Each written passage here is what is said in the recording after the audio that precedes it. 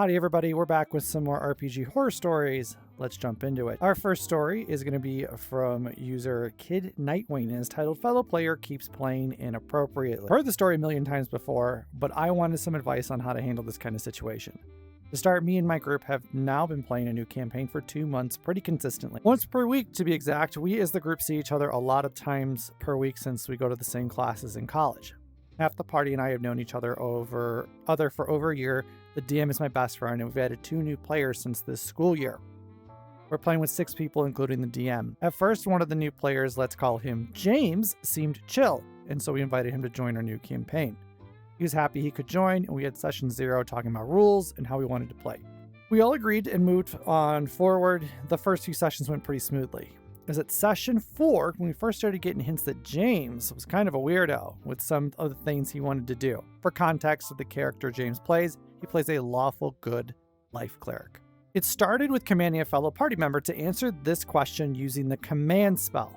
James, a man, used this against Jane, a woman, both character and player, and her character just experienced a really traumatic experience in the world, which happened to be a siege where almost the entire city was murdered. So he asked her how she was feeling and then commanded her to respond to this question. Luckily, she made the save, but it felt really, for lack of other words, rapey. This first incident was really weird as we didn't really know if he was joking or not.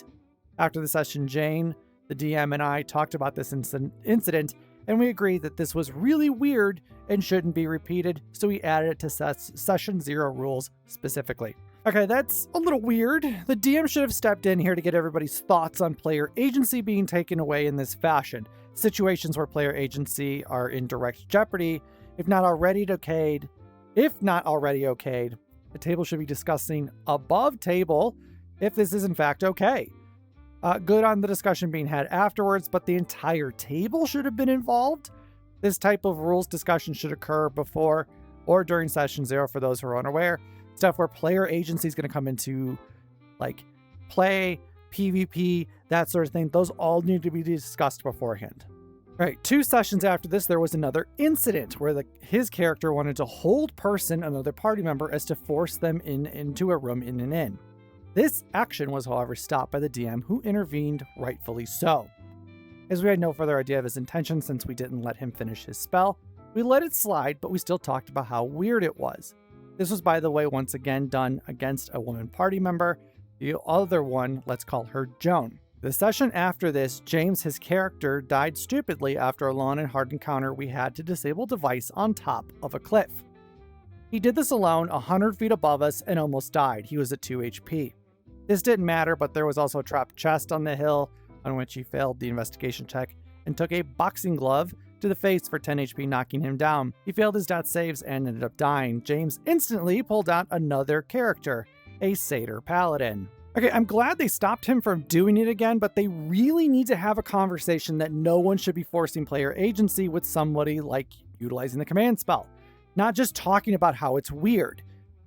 If there is an issue that continues to happen over and over and over again, you need to have that discussion. Sit down with James and go, James, we noticed you're using the command spell a lot against other players. And this should be a DM thing. And the DM needs to go, you need to stop that. You need to stop that. Not, oh, hey guys, it's so weird. Like, because it sounds to me more like they're sitting off with each other in a DM chit-chatting about how weird this is and not actively attempting to fix the issue. But let's see. The following session, this character gets introduced and asks the party for help defending a shrine of Pan, a Greek satyr god. While my character didn't see any use in defending an unworthy shrine, I play a Shadar Kai sorcerer with devotion to the Raven Queen. Well, he didn't like that, so he kind of attacked me with another hold person, in which I luckily made my save.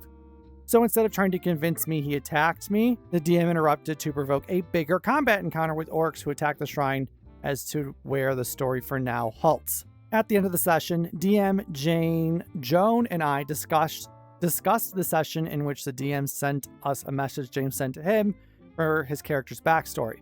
James sent the backstory after the session as well. And I quote, you do know that, quote, I like to force myself upon women, and I am the god of the wild woods. Pan isn't the nicest of guys. Smiley face. In which and I do not exaggerate, we all shrieked in horror. We do not know what to do with this, as this seems far over the line already, but we really didn't warn him or anything except for that one time in the first incident. Outside of the sessions, James has been acting weird as well. He has called Jane a Nazi for being, quote, German, and some other things she didn't want to disclose. In our college, teacher education, I don't know what it's called in English. Okay, so they are non-English speakers. He pushed one of his students at a school he interns at, which he got fired from that school. I learned this last week, and now it's really all starting to add up. Do you guys have any advice? Okay, whoa, a little bit to unpack here. Overall advice, you may want to get rid of James.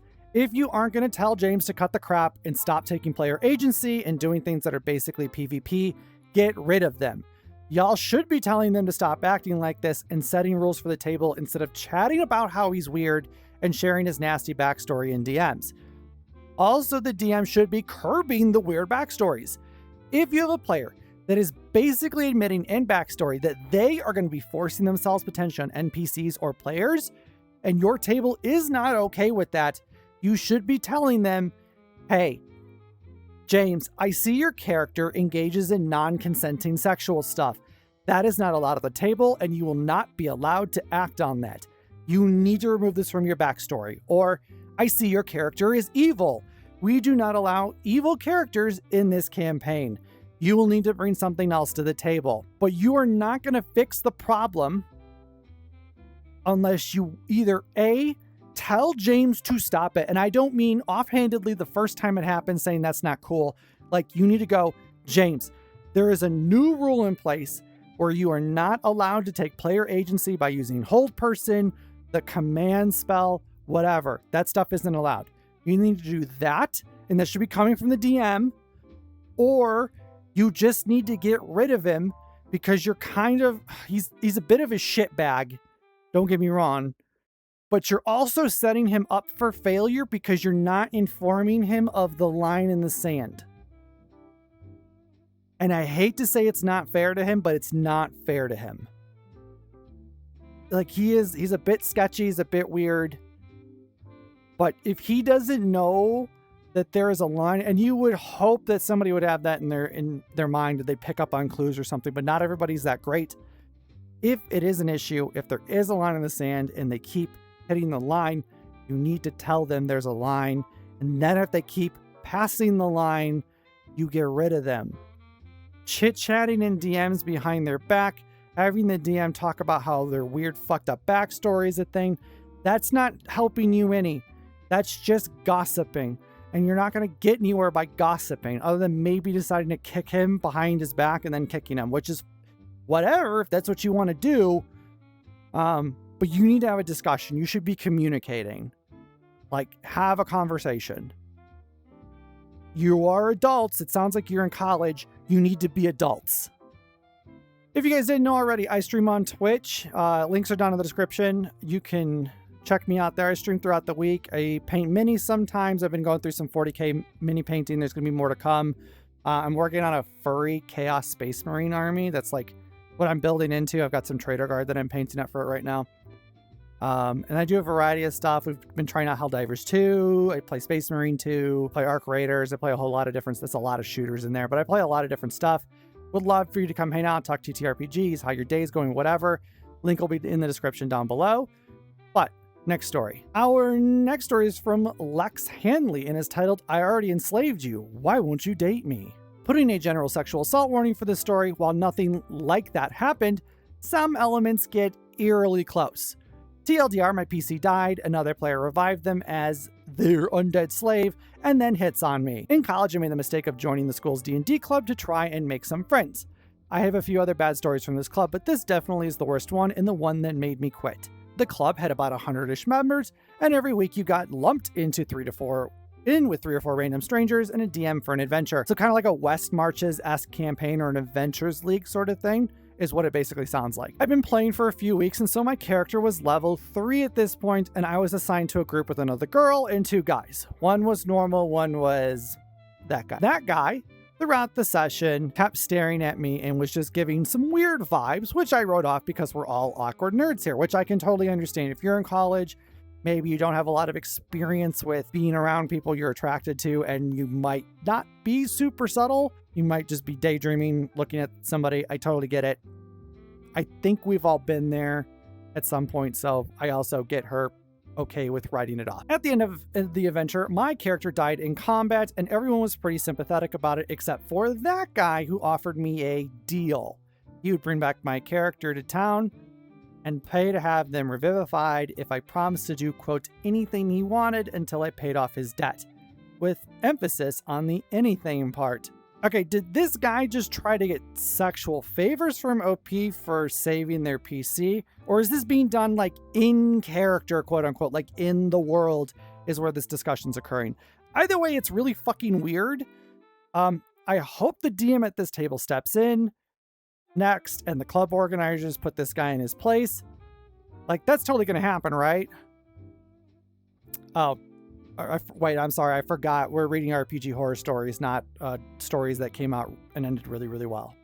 I was feeling pretty uncomfy at that and tried to politely decline, which he responded with, okay, in that case, I'll get a scroll of Raise Dead and make you my undead slave for all eternity. So don't worry, your character will live on. You know, hooray, because who the fuck needs character agency apparently? Fuck that. Again, wildly uncomfortable at the idea, but at this point, I just want to go back to my dorm and forget about this stupid club, and no one else at the table seemed to notice or care. We all pack up and leave, and that guy starts to head in the same direction as me and reveals he lives in the dorm across from mine. Great. Why the fuck hasn't anybody batted an eye at this? I'd be fucking peeved out. Like, that's fucking nasty. You would hope that the club would have if you're going to be lumping people together into groups, like 3 to 4 with a DM, week to week to week to week, you would hope that there would be some ground rules that everybody who's playing agrees to. Some very general stuff like no PvP, no sexual RP, or ERP, or whatever you want to call it. No taking player agency. No, like you think you would have a preset set of rules, you know, that you took and made everybody agree to and roll out with. You would think. But I guess fucking not. During this walk, he stares at me directly in the eyes and whips out, "Has anyone ever told you how beautiful you are?" And I just said no and sped walk the rest of the way, hoping he would get the hint. Instead, he sped up and started to ask how I wanted to handle my character now that I was, quote, working for him. I said I didn't care, made it to my door, and decided maybe not to go back to D&D Club. Okay, so this guy clearly has never read She's Not That Into You. I really hope this didn't ruin her want to play like D&D and stuff like that ever again. Maybe just say fuck this club, but don't let a bad experience make you not want to play a TTRPG ever again. Like, this is not how standard D&D goes. Also, I really, really hope, sounds like this took place a while ago, that this guy has grown up. Like, I really do hope that they kind of realize, like, oh shit, I was fucking cringe, and then they like turn it around. Like, why do something like that? Did you think she was going to be like super turned on that you're offering a quote deal to save a fucking PC and then complimented her on the walk back from the club? Like, what did you think was going to happen? If like she wasn't totally down with the deal and just was not that in, like, ugh. So also some people just have issues reading shit, but like, God, I hope this guy fixed his shit, because it's disgusting. It's not kind of disgusting. It's fucking disgusting. It's creepy. It's weird. It's cringe, and not like in the funny cringe way or the cool cringe way, if there is a cool cringe, but like it's not good. Don't be this guy. Okay. For our last story, I want a little bit of a palate cleanser and to kind of see what you guys thought about a certain topic. So our last story is going to be from user Thermic Neo. I'm going to assume that's correct. And it's titled Pre-Rolling. So this might not count as a true horror story, and if not, I apologize. I got into the hobby at university in the mid-2000s and was almost always the least experienced in the room.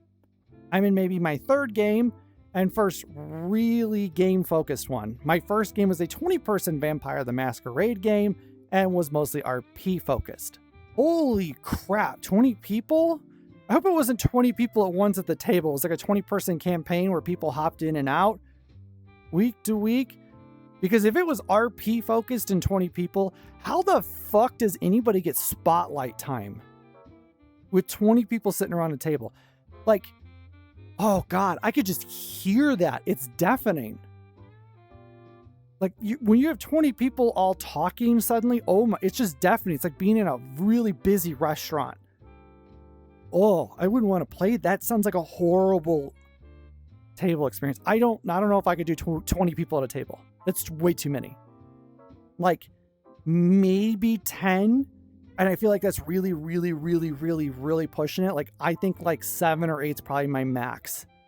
And I still think that's way too much. I think like 6 is the healthy maximum where you can kind of guarantee that people are going to get time to shine. And it's still going to be quite limited, though, if you're playing week to week. The guy to my right keeps rolling dice and then lining the results on the table. I shrugged to myself. Rolling dice is always fun, but I was always more of a stacker. And then they started using the pre-roll dice for his actions. I assumed this was normal and some sort of efficiency thing until the GM got fed up and said, "None of that pre-roll crap. Roll now or it doesn't count." I really don't like any serious rolling unless it's called for. Like someone might be too tempted, I feel like, to re-roll some of those dice that are sitting there or not take them in order and cherry pick the dice results or something like that. So good on the DM for shutting this down. Never saw anyone pre-roll again. I'd forgotten all about this till the other day until I was playing with some dice and suddenly remembered. Has anyone ever seen this? Was pre-rolling a thing? Was it just this one guy? Edit, so people have seen DMG of follow-up to success pre-rolled, and yeah, that makes sense. Used to do attack and damage at once in my physical dice roll days. But I think I failed to describe this properly. I'm now reasonably confident it was a Star Wars game. This was maybe 6 months before my first D&D game, and he had a line of at least a dozen pre-rolled dice. God, I really hope that wasn't FFG Star Wars. If that was FFG Star Wars and you pre-rolled dice, that doesn't make any fucking sense for that system. That makes no fucking sense for that system. I can personally see rolling attack and damage at the same time to help quicken rolls when you're in combat. Not an issue with that. Most systems I have seen, though, don't have you pre-rolling a set of dice and then picking from them or taking them in an order they're rolled. It just sounds like there's a lot of potential for like bullshit to happen, like cherry picking dice results. I've personally never done pre-rolling to this extent.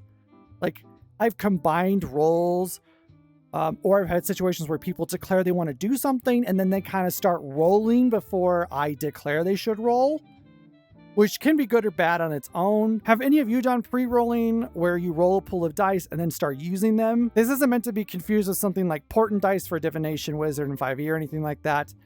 Personally, I'm not a fan of something like this, especially for a system like 5e where there could potentially be like reactions to the dice rolls that are happening, you know?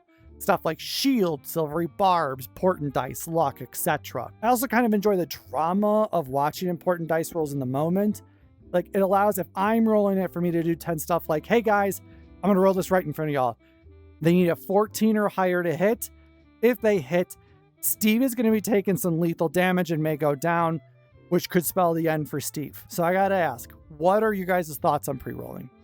I would love to hear your thoughts in those comments down below. Other than that, though, that is going to be it for us this week. Thank you guys all for hanging out, watching the videos. I would love to know your thoughts on any of the stories we talked about today, any of the situations. If you have not yet, do follow me on Twitch. If you also haven't done so yet, please subscribe, like, leave a comment. I love getting to read your guys' comments. Other than that, I will see you guys all in the next one. Bye, everybody.